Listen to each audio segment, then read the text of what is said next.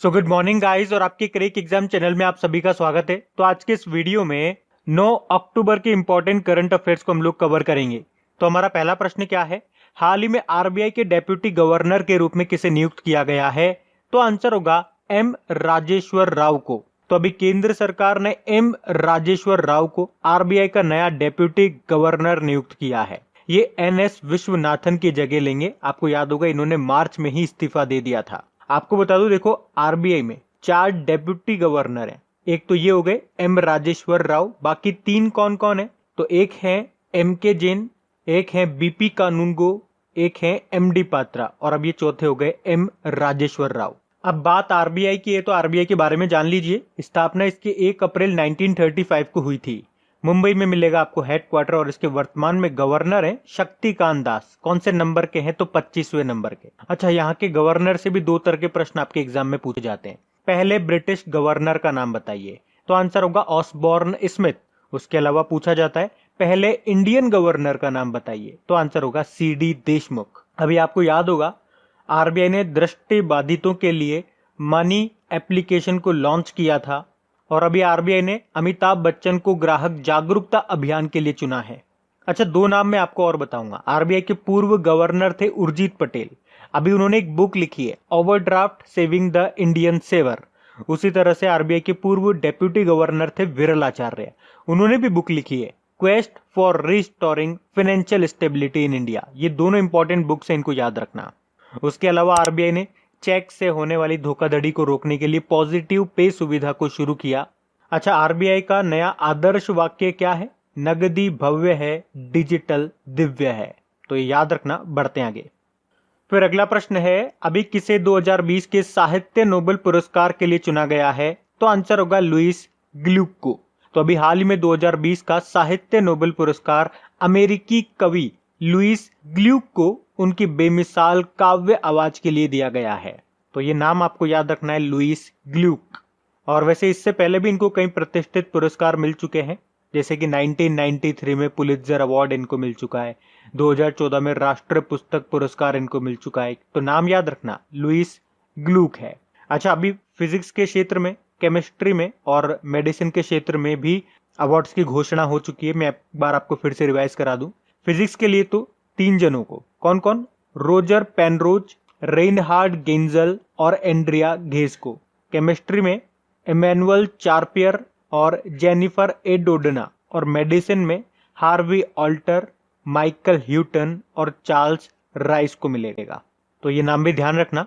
बाकी एक बार ये सभी नामों की घोषणा हो जाए, अनाउंसमेंट हो जाए, उसके बाद जैसे लास्ट टाइम ने मैंने आपको ट्रिक बताई थी उसी तरह से इनका एक ट्रिक की वीडियो भी हम बनाएंगे, लेकिन एक बार पूरे नाम अनाउंस हो जाए। तो जब तक हम हर बार इनको रिवाइज करेंगे तो थोड़ा थोड़ा तो आपके माइंड में जाएगा। अभी हम बढ़ते हैं आगे। फिर है, अभी इंडियन पोस्ट पेमेंट बैंक के एमडीसीयू के रूप में किसे नियुक्त किया गया? तो आंसर होगा जे वेंकट रामू को। तो अभी हाल ही में इंडियन पोस्ट पेमेंट बैंक के नए एमडीसीयू के रूप में जे वेंकट रामू को नियुक्त किया गया है। ये सुरेश सेठी का स्थान लेंगे। वैसे ये जो जे वेंकट रामू है, ये वर्तमान में इक्विटास स्मॉल फाइनेंस बैंक के चीफ डिजिटल ऑफिसर हैं, जो अब इंडियन पोस्ट पेमेंट बैंक के एमडीसीयू बनेंगे। बाकी एम ए गणपति, ये bureau of civil aviation securities के डायरेक्टर जनरल बने। दिनेश कुमार खरा एसबीआई के नए चेयरमैन बने हैं रजनीश कुमार की जगह। और PD Vaghela try telecom regulatory authority of India के नए अध्यक्ष बने हैं। तो ये ध्यान रखना, ये नाम भी इंपॉर्टेंट है। बढ़ते आगे। फिर है, हाल ही में भारतीय वायुसेना दिवस कब मनाया गया? तो आंसर होगा 8 अक्टूबर को। तो भारतीय वायुसेना, इंडियन एयरफोर्स, हर साल 8 अक्टूबर को ये इंडियन एयरफोर्स डे के रूप में मनाती है। और 8 अक्टूबर को ही क्यों? क्योंकि इसकी स्थापना हुई थी 8 अक्टूबर 1932 को और ये इस बार अपनी 88th एनिवर्सरी मना रही है। अच्छा, एयर चीफ मार्शल कौन है हमारे? राकेश कुमार सिंह भदौरिया हैं और इनसे पहले थे बी एस धनोआ। अच्छा, बी एस धनोआ का नाम अभी न्यूज में था, याद होगा आपको। हीरो मोटरकॉप के नए डायरेक्टर बने थे ये। अब इंपॉर्टेंट डेज वाला क्वेश्चन है, तो अक्टूबर में कौन कौन से इंपॉर्टेंट डे हमने मनाए? देखो, 1 अक्टूबर को हमने मनाया था international day of older person, वृद्ध व्यक्तियों का अंतरराष्ट्रीय दिवस। और 1 अक्टूबर को वर्ल्ड वेजिटेरियन डे और इंटरनेशनल कॉफी डे मनाया। 2 अक्टूबर को international day of non violence के रूप में मनाया, अंतरराष्ट्रीय अहिंसा दिवस। 5 अक्टूबर को वर्ल्ड टीचर डे मनाया और 5 अक्टूबर को वर्ल्ड हैबिटेट डे विश्व आवास दिवस मनाया। और 4 से 10 अक्टूबर तक हम मना रहे हैं वर्ल्ड स्पेस वीक, जिसकी थीम है सैटेलाइट इंप्रूव लाइफ। फिर 7 अक्टूबर को हमने वर्ल्ड कॉटन डे मनाया था। तो ये याद रखने, बढ़ते हैं आगे। और गाइज, अगर वीडियो आपको अच्छा लग रहा है तो प्लीज इसे लाइक करते हुए चलना। देखिए आप लोगों ने अभी लाइक किया है या नहीं किया है। नहीं किया है तो अभी इसको लाइक कर दीजिए, लास्ट तक आप लोग भूल जाओगे मैं कह रहा हूँ। और हाँ, इसे शेयर भी जरूर कर देना अपने दोस्तों के साथ में। और अगर आप में से कोई स्टूडेंट इस चैनल को फर्स्ट टाइम देख रहा है तो आप इस चैनल को सब्सक्राइब कर सकते हैं। सब्सक्राइब करने के बाद में पास में बेल आइकन को जरूर प्रेस कीजिएगा ताकि आगे के आपको नोटिफिकेशन मिलते रहें, ताकि आपसे कोई भी वीडियो मिस न हो। बेल आइकन को प्रेस करना जरूरी है। चलिए बढ़ते हैं आगे। फिर हाल ही में किस बैंक ने को ब्रांडेड फॉरेक्स कार्ड लॉन्च करने के लिए विस्तारा के साथ समझौता किया? तो आंसर होगा एक्सिस बैंक ने। तो अभी एक्सिस बैंक ने भारत की पूर्ण कैरियर सर्विस कंपनी विस्तारा के साथ मिलकर के अंतरराष्ट्रीय यात्रियों की जरूरतों को पूरा करने के लिए एक को ब्रांडेड विदेशी मुद्रा कार्ड, जिसको कहेंगे axis bank club Vistara forex card, इसको लॉन्च किया है। तो को ब्रांडेड विदेशी मुद्रा कार्ड के लिए की गई यह साझेदारी किसी भी बैंक और भारतीय एयरलाइन के द्वारा की गई अपनी तरह की पहली साझेदारी होगी। बाकी आईसीआईसीआई बैंक अभी ये न्यूज में था क्योंकि लोन अगेंस्ट सिक्योरिटीज का लाभ उठाने वाले ग्राहकों के लिए इसने डेबिट कार्ड लॉन्च किया था। बैंक ऑफ इंडिया अभी इसने signature visa debit card launch किया और एचडीएफसी बैंक अभी किसानों के लिए ई किसान धन एप्लीकेशन को इसने लॉन्च किया था। अच्छा, विस्तारा की बात करेंगे। इसका हेडक्वार्टर मिलेगा आपको गुड़गांव हरियाणा में। इसके सीईओ हैं लेस्थी थिंग। और विस्तारा भी न्यूज में भी था क्योंकि फ्लाइट में वाईफाई सर्विस देने वाली पहली भारतीय कंपनी बनी थी ये। बाकी एक्सिस बैंक की बात कर लें तो हेडक्वार्टर मुंबई में है। एमडी सीईओ इसके अमिताभ चौधरी हैं और इसकी टैगलाइन है बढ़ती का नाम जिंदगी। अभी आपको याद होगा इसने ऑटोमेटेड वॉइस असिस्टेड आक्सा को लॉन्च किया था। गिग अ अपॉर्चुनिटी पहल शुरू की। लिबर्टी सेविंग अकाउंट सर्विस को शुरू किया। उसके अलावा full power digital saving account को इसने लॉन्च किया था। तो ये भी ध्यान रखना। बढ़ते हैं आगे। फिर हाल ही में वर्ल्ड बैंक ने वित्त वर्ष 2020-21 के लिए भारत की जीडीपी ग्रोथ रेट कितना रहने का अनुमान लगाया? तो आंसर होगा माइनस का 9.6%। तो अभी वर्ल्ड बैंक ने वित्त वर्ष 2020-21 के लिए भारत की जीडीपी ग्रोथ रेट माइनस का 9.6% रहने का अनुमान लगाया है। अच्छा, इसके अलावा अभी और भी ऑर्गेनाइजेशंस के या इंस्टीट्यूशंस के थ्रू जो भारत की जीडीपी ग्रोथ रेट है उसके अनुमान लगाए गए थे। तो वो लिस्ट मैंने यहाँ पे शो कर दिया, आप वीडियो को पॉज करके उन्हें भी रीड कर सकते हैं। बाकी वर्ल्ड बैंक की बात अगर हम लोग करें, अच्छा, वर्ल्ड बैंक का हेडक्वार्टर कहाँ पर है? वॉशिंगटन डीसी में है। और इसके अध्यक्ष का नाम है डेविड मालपास और इसके एमडी सीएफओ हैं अंशुला कांत। इसके अलावा अभी वर्ल्ड बैंक की चीफ इकोनॉमिस्ट बनी थी कार्मेन रेनहार्ट। और वर्ल्ड बैंक ने दक्षिण एशिया में जलवायु परिवर्तन और आपदा जोखिम प्रबंधन का प्रैक्टिस मैनेजर नियुक्त किया आभास झा को। तो ये भी याद रखना। बढ़ते आगे। फिर है हाल ही में कुवैत के नए क्राउन प्रिंस कौन बने हैं? तो आंसर होगा शेख मशाल अल अहमद अल जबर अल सबा। तो अभी हाल ही में शेख मशाल अल अहमद अल जबर अल सबा को कुवैत के नए क्राउन प्रिंस के रूप में चुना गया है। अच्छा, कुवैत से अभी कुछ दिन पहले हमने पढ़ा था इसके शासक का निधन हो गया था। उनका नाम था शबीर अल अहमद अल सबा। अब कुवैत की बात है तो ये रहा मैप में कुवैत। कैपिटल इसकी कुवैत सिटी है। करेंसी है कुवैती दिनार। बढ़ते हैं आगे। फिर हाल ही में केंद्रीय उपभोक्ता मामले व खाद्य और सार्वजनिक मंत्री का भी निधन हो गया। उनका नाम बताइए। उनका नाम था रामविलास पासवान। तो अभी हाल ही में हमारे consumer affairs and food and public distribution minister Ramvilas Paswan का निधन हो गया। इनका दिल्ली में अभी एक अस्पताल में इलाज चल रहा था। कुछ दिन पहले दिल का ऑपरेशन भी हुआ था और अभी इनका निधन हो गया। बाकी ये जो अश्विनी कुमार है अभी इनका भी निधन हो गया। पूर्व सीबीआई प्रमुख थे ये अश्विनी कुमार, अभी इनका निधन हो गया। आपको बता दूं ये मणिपुर और नागालैंड के भी गवर्नर रह चुके हैं अश्विनी कुमार। बाकी सुरेश अंगड़ी अभी कुछ दिन पहले ही पढ़ा था हमने, रेल राज्य मंत्री थे ये, इनका भी निधन हो गया। और हरसिमरत कौर बादल ये जिंदा हैं लेकिन अभी इनका नाम भी न्यूज में था क्योंकि इन्होंने इस्तीफा दे दिया था। ये किस मंत्रालय में थी या किस मामले की मंत्री थी? तो फूड एंड प्रोसेसिंग मिनिस्टर थी ये। और अभी फूड एंड प्रोसेसिंग मिनिस्ट्री कौन संभाल रहा है? नरेंद्र सिंह तोमर। इनको एडिशनल चार्जेस मिला है। वैसे नरेंद्र सिंह तोमर तो आप जानते हो कृषि मंत्री है हमारे। बढ़ते आगे। फिर है हाल ही में किसे एक दिन के लिए फिनलैंड की प्रधानमंत्री बनाया गया? तो आंसर होगा एवा मुर्तो को। तो लड़कियों के अधिकारों को बढ़ावा देने के लिए वैश्विक गर्ल्स टेक ओवर अभियान के तहत 16 साल की एवा मुर्तो को एक दिन के लिए फिनलैंड का प्रधानमंत्री बनाया गया है। अच्छा, वैसे फिनलैंड की प्रधानमंत्री है कौन? सना मारिन है। बाकी मैडलिन स्वीगल, ये अमेरिकी नौसेना में शामिल होने वाली पहली अश्वेत महिला पायलट बनी थी। और केथी सुलेवान पृथ्वी के सबसे गहरे हिस्से तक पहुंचने वाली पहली महिला बनी थी। और जेन फ्रेजर सिटी ग्रुप की पहली महिला सीईओ बनी है।